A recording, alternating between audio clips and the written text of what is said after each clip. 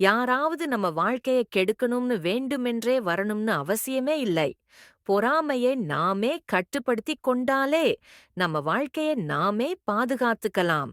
இந்த அழகான உண்மையை நமக்கு நினைவூற்ற குறள். இதோ இன்று நாம் பார்க்கும் குறள் 165.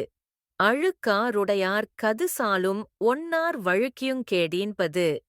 திருவள்ளுவர் விளக்கம்.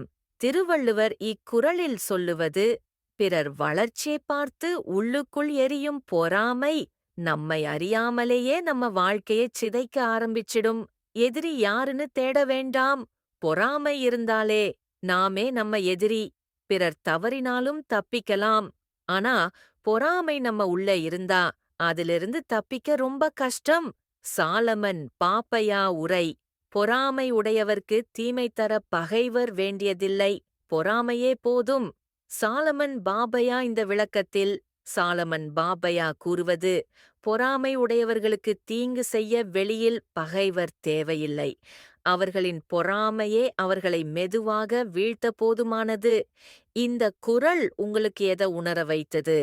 கமெண்ட்ல புரிஞ்சது அல்லது மாற்றம் தேவைன்னு சொல்லுங்க. இந்த குறள் மனசுக்கு பட்டுச்சுன்னா லைக் பண்ணுங்க, யாருக்காவது தேவைன்னா ஷேர் பண்ணுங்க. தினமும் இப்படிப்பட்ட குறள்களுக்கு சப்ஸ்கிரைப் பண்ண மறக்காதீங்க.